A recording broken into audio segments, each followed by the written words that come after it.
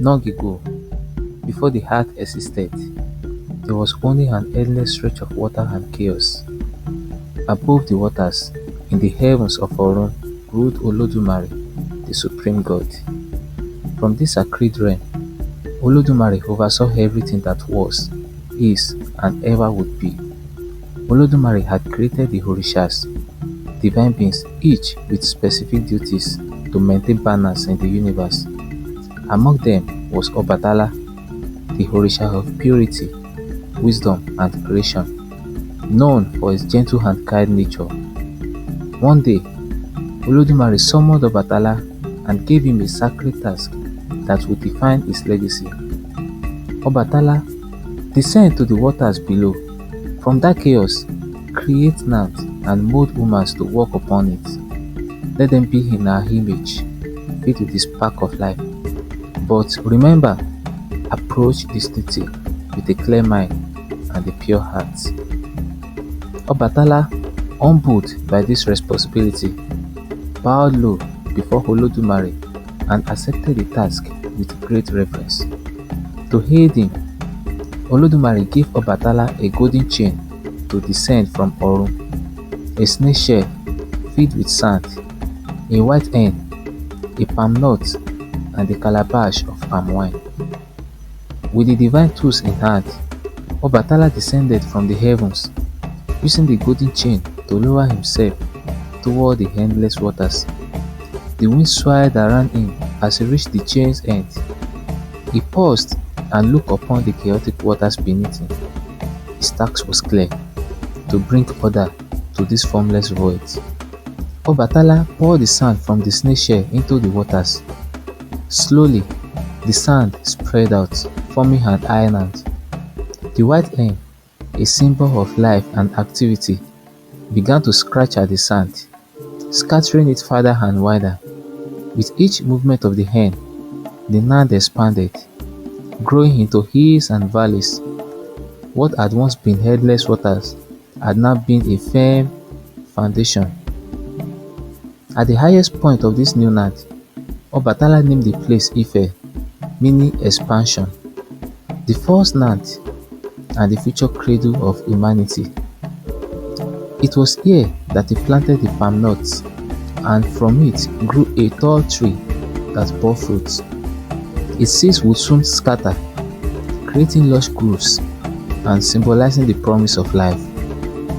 Obatala gazed at his work and felt a deep sense of fulfillment. Yet, as he rested on the land, accompanied only by a cat for companionship, a profound loneliness crept into his heart. He realized that this new world needed beings to live, thrive, and shape its destiny. Determined to fulfill his mission, Obatala resolved to create humans. Obatala dug into the earth and found rich, pliable clay. From this clay, he began to sculpt figures of men and women. With careful hands, he molded their arms, legs, and faces, paying close attention to every detail. Each figure was unique, reflecting the diversity he envisioned for the world. The work was long and arduous. The sun beat down on Obatala as he toiled, and the task of creating these beings consumed all his energy. His throat parched, and his body grew weary.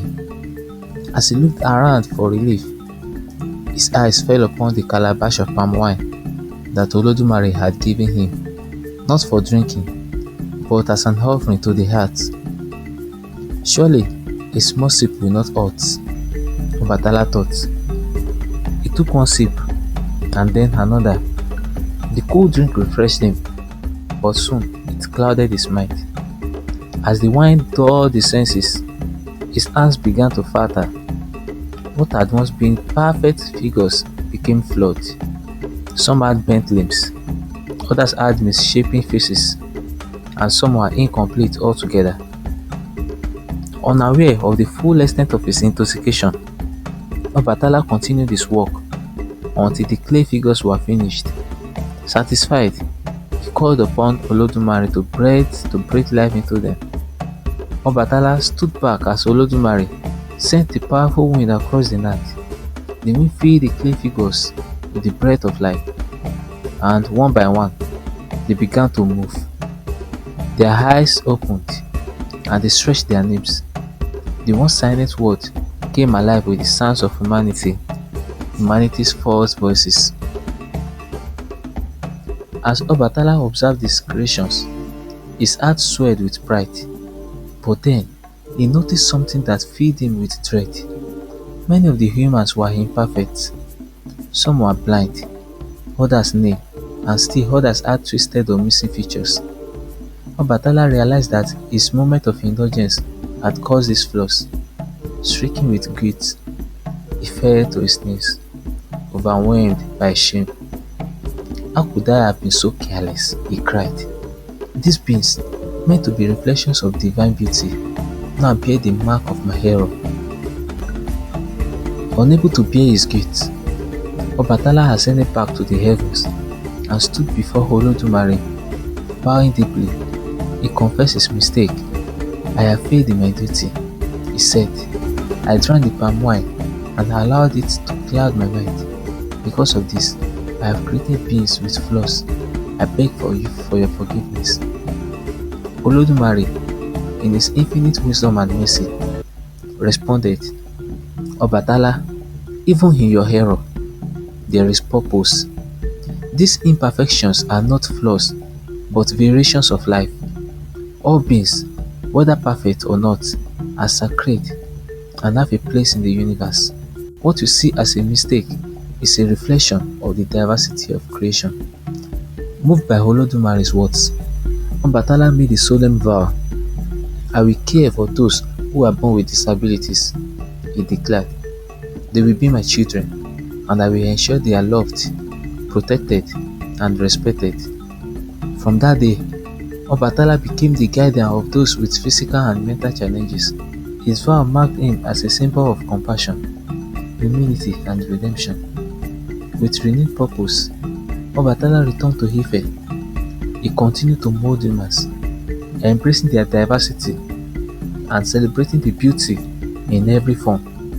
He taught the first humans how to live in harmony with the land, showing them how to farm, build homes, and honor the Orishas who watched over them. The humans flourished, spreading across the land and building communities.